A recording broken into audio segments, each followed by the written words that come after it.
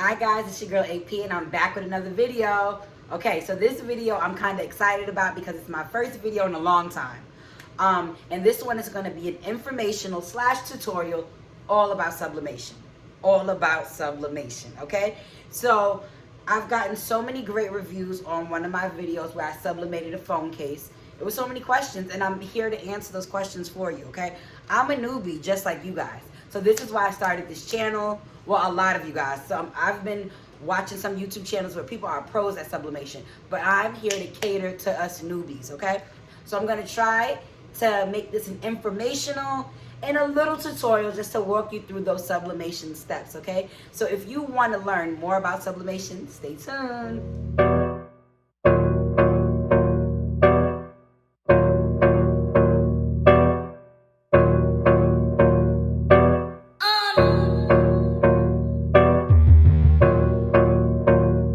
Okay, so like I said, I wanted to get into more about sublimation.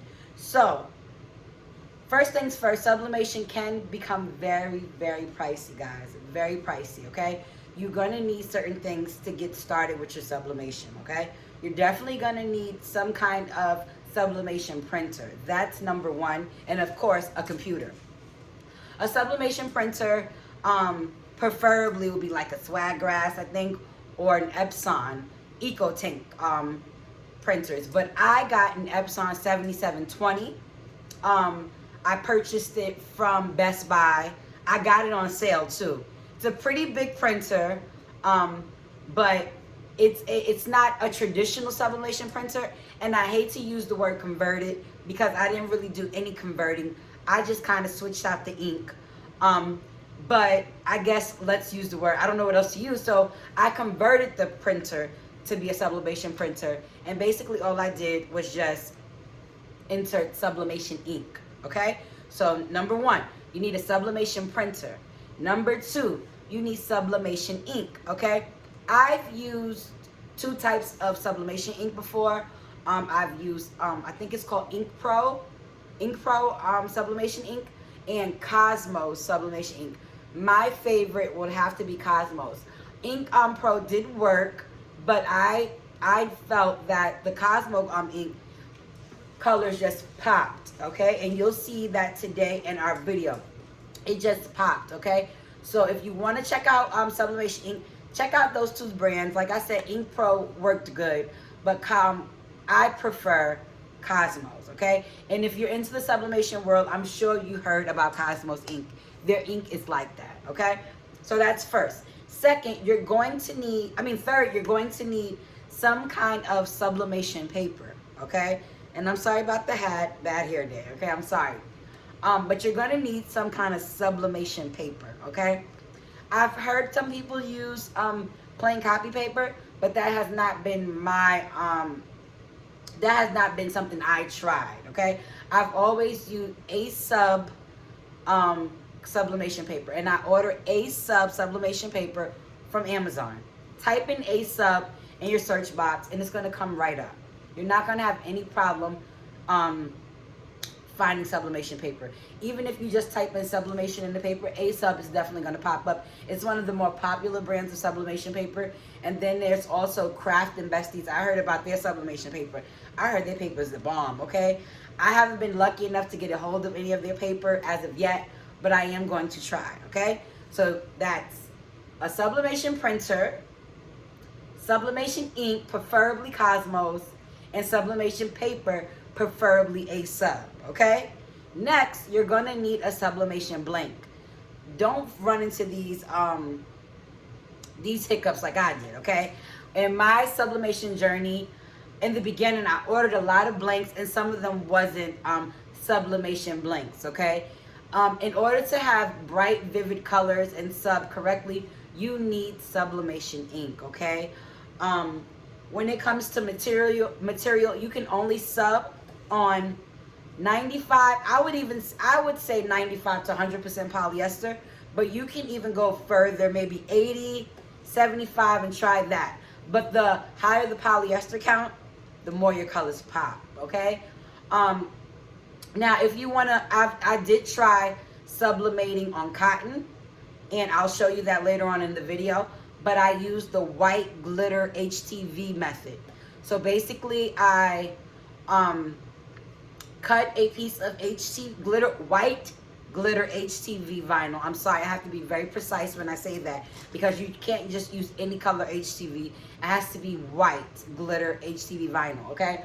I sublimated on a white cotton shirt, and I used the white glitter HTV vinyl, and it came out pretty good. But that's not the preferred way. The preferred way is just to make sure you have polyester material so those colors can pop, okay? Now on to sublimation blanks. Now, as you can see, sublimation is pricey, okay? It gets really pricey, especially with the blanks. So I'm going to take you around the way if you're just wanting to dip your toe into sublimation and practice, okay? Dollar Tree is going to be your best friend, okay? Dollar Tree has a couple of sublimation blanks that you can definitely practice on, okay? One of those being their pillowcases, okay? This is a Dollar Tree pillowcase, okay? I got this from Dollar Tree, okay? And it's 100% polyester. So when I sub on this, the colors will pop. It will pop, okay? And that's what we want. We want the colors to pop, okay? So this was I got from Dollar Tree. I also got these pillows. You can sub on sequins, okay? Which is very cool. I'm going to show you a project I did where I subbed on this pillow, okay? I also got this from Dollar Tree. And this is something I made. Maybe I'll do a tutorial. I put a picture of A Boogie from my niece. I subbed it on this Dollar Tree pillow, y'all. And it came out phenomenal, and she loves it, okay? There's also, you can sub on canvas, Dollar Tree canvas, but there's a step before that. You have to use a laminate pouch. And I'm definitely going to do a YouTube video about these canvases because they are really great home decor for super cheap, okay? Super cheap. You can sub a photo of your family on a Dollar Tree canvas, okay?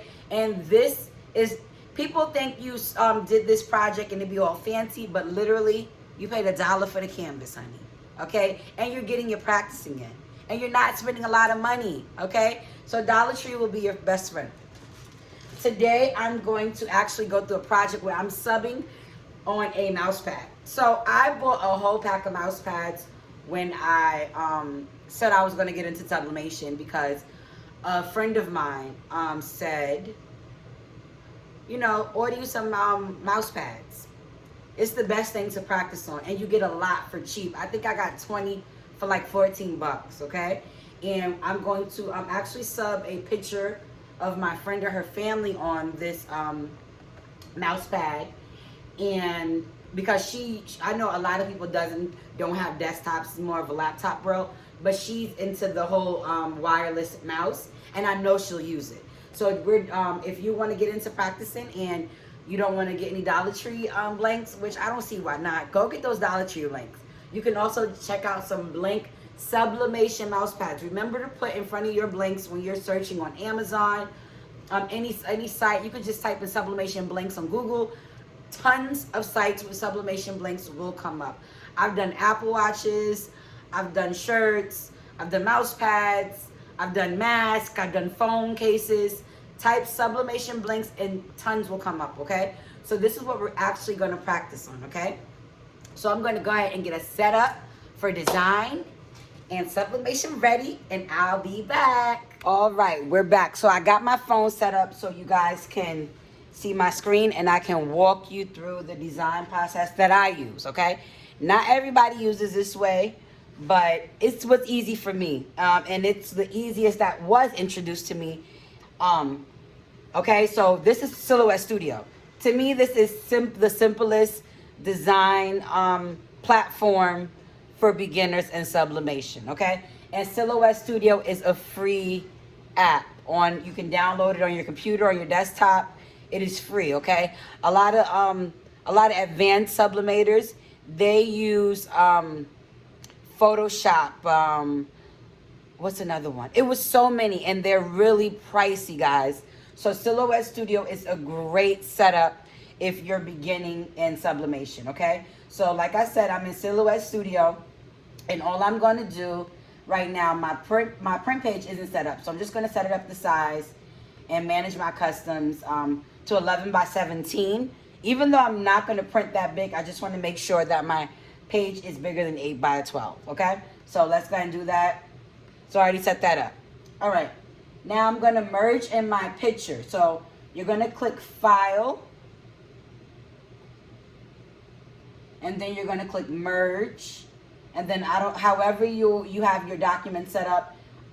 Mine is a beautiful mess, so I kind of know where everything is. So I'm going to go ahead and click my image. Okay, image pops up perfectly. That's the picture that I want to use. Okay, let me just push this camera back so you can kind of see what I'm about to do. That's the image I want to use. Now, Sublimation 101. Always have a measuring tape, ruler, or something.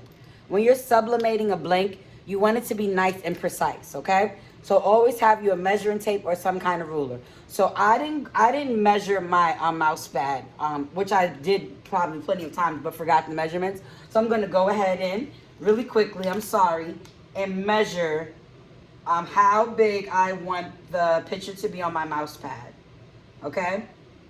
And with sublimation, you always want to make it a little bigger, okay? So I'm going to do the width about 9.2, and I'm going to do the height about 8.2. Let's see. I'm going to just play with that. So you go in with, and I said I was going to do the width, I believe I said 9.2, yeah, 9.2. And you see our picture shrunk a little bit. And I'm going to do the width 8.5. Okay? So this looks like a good size. If you feel like you want to make it bigger, you can definitely make it bigger, which I made it a little bigger. All right. Step number 2 in designing in Silhouette Studio and sublimation in general, make sure you mirror the image. Whatever program you're using to design, you have to make sure you are mirroring the image, okay? So up here, we're going to click Object to drop down menu, and you're going to click Mirror, and you just want to flip horizontally, and that just kind of flip the picture the other way. So when we press it face down, the picture is the way it was originally formatted, okay? So now that I have that, I'm going to press File and simply print it, okay? Now, once I look at it, make sure it's the way I want it. I don't know if I should make it bigger. I'm just playing with it. I'm just going to see if I should make it a little bigger. I'm going to leave it. I'm going to leave it. This is perfect. I'm going to go ahead and print. Make sure I have 2 printers, so I'm going to switch it to my Epson 7720. I'm going to put the quality on best. And for me, I always change my paper to high quality plain paper, okay? And I'm just gonna click print, all right? I'll be back to show you how I print it and show you the steps for pressing. Be back. All right, we're back. I got the image printed out. Now, what's something else I want to tell you about sublimation? The pictures don't pop until the heat touch it. Once the heat touch it, these pictures are going to be fabulous, okay? So, here we go. Pressing rules. I'm using a 12 by 12 press right now. Not too big. You know, I don't want a huge press because I don't have the space for it. And my 12 by 12 works really good for me.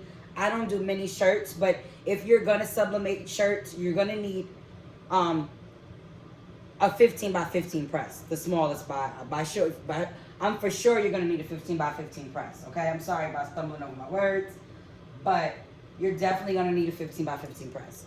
Now, this is your heat tape. You need this to hold your image down. Always put the sublimation paper on the blank face down like so. Okay, get it to where you want it. Make sure you got it lined up where you would like it. I didn't really print it long enough, so we're just going to keep going because of the video. Okay, I can always do it over. All right, go ahead and tape it down where you would like it. And the tape, the heat protecting tape, just holds the image in place for pressing, okay? So your image isn't flying all over the place and you don't have any uneven presses and your press is all over the place. We don't want the image all over the place. We want it where we want it, okay? That's how it goes. And that's why we use the heat tape. I got the heat tape from Amazon. Google Sublimation or heat tape, and this is gonna come up. I paid like $10 for 2 rolls, okay? All right, so now that we got our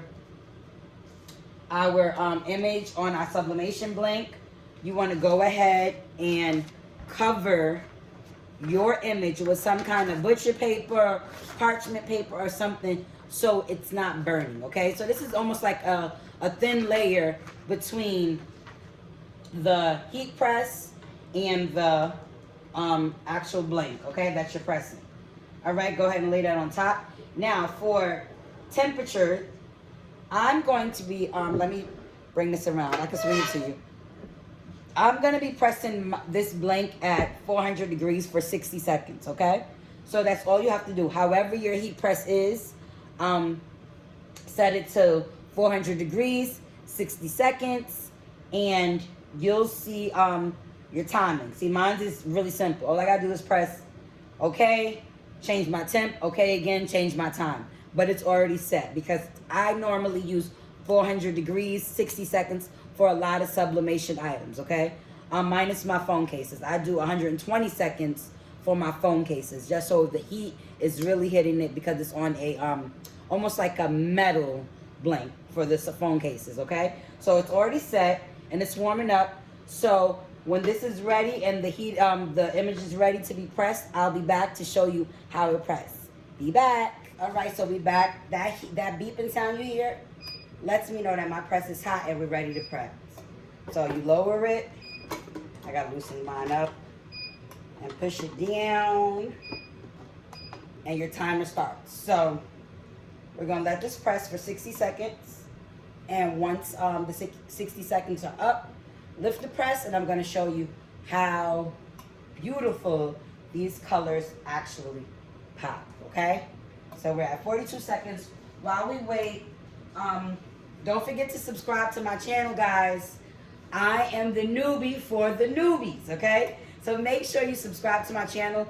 I also, let me put the camera up, I'm sorry. I also have a group on Facebook. It's fairly new, but we're getting up there. Not a lot of participation as of yet, but it's called Melanin Crafting Queens on Facebook. And don't forget to subscribe to my channel. The more you guys like, the more I will give, okay? So our time is almost up. Let me show you. All right, here we go. Let's see how it came. I always let it sit a little while longer on the image. I don't know why. I just want to make sure those colors are really popping. It's piping hot, so be extra careful when dealing with a heat press. And now, typically I wouldn't just pull this right off because it's extra hot, but I'm gonna use the scissors to help me. And now I'm gonna show you the mouse pad I created. How pretty. It's smoking hot. It's so hot, guys. But how pretty is this, okay? I'm sorry, I had to put it down. It's so hot. When dealing with the heat press, it gets really hot. So I'm just gonna let it cool off a little longer, and I'm gonna show you how great it looks. Look at that. I told you these colors pop, okay? Cosmo ink. Go order y'all some, okay? If you get into sublimation, order y'all some Cosmos ink, okay? Look at this. She's gonna love it. My friend's gonna love it. I already know, okay? Before we end this video, I wanted to also show you how I subbed on cotton. Remember I told you I used a white HTV vinyl? This was my first project ever subbing on cotton. This great image, okay? And you can see the HTV vinyl is the background, but I actually subbed on top of that vinyl. And I will be doing a tutorial on how we sub on glitter HTV. So please stay tuned for that, okay? And don't forget to subscribe. Later, guys.